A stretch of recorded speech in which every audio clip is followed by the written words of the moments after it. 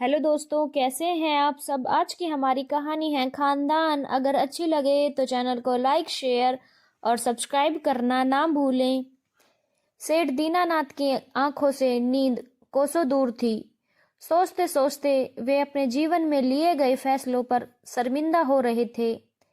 दीनानाथ और उनकी पत्नी, 5 बेटियों और 2 बेटों का भरा पूरा परिवार था।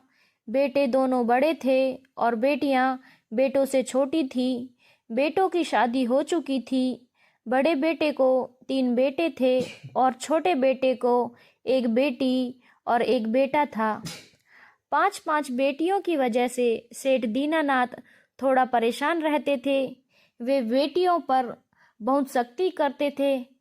कहीं जाने आने नहीं देते थे। ऐसे कपड़े मत पहनो, वैसे मत पहनो। 5-5 बेटियों की शादी करनी है, लेकिन बेटियों को कोसने में क्या होगा, उनको दुनिया में ही लाने वाले तो आप लोग ही हो ना। सेठ दीनानाथ को अपने खानदान की बहुत चिंता रहती थी। बात बात में खानदान की नाक कट जाती थी। लड़कियों के लिए अपनी पत्नी से बोलते कि इंटर तक पढ़ाई कर ली, बस अब शादी करो और अपने घर जाएं। बड़ी बेटी की शादी तो दीनानाथ ने इंटर के बाद ही कर दी थी, लेकिन दूसरे की लड़का ढूंढने में वक्त लग गया तो उसने बीए कर लिया और अब उसे एमए भी करना था। पढ़ने में होशियार थी, लेकिन एमए के लिए केवल लड़कियों का ही कॉलेज नहीं था। सो जहां लड़के और लड़कियां दोनों पढ़ा करते थे वहां जाना था, लेकिन सेठ दीनानाथ तैयार नहीं थे। बड़ी मुश्किल में दूसरी बेटी ने प्राइवेट फॉर्म भरकर एमए किया था। सेठ दीनानाथ बोलते खानदान की नाक कट जाएगी लड़कों के स्कूल में पढ़ने से। दूसरी तरफ बड़े बेटे के तीनों बेटों को यानी अपने पोतों को बहुत प्यार करते थे। सेठ दीनानाथ कहते थे, बेटियों की शादी में जितना दहेज दिया है सब पोतों की शादी में वसूल करूंगा। मैं अपने तीनों पोतों में एक को वकील और एक को डॉक्टर और एक को इंजीनियर बनाऊंगा। घर में अच्छा पैसा था, लेकिन बेटियों के लिए नहीं। उनकी तो शादी ब्याह करो और अपने घर बस जाओ, यही उनका मकसद था। बहरहाल सभी बेटियों की शादी हो गई।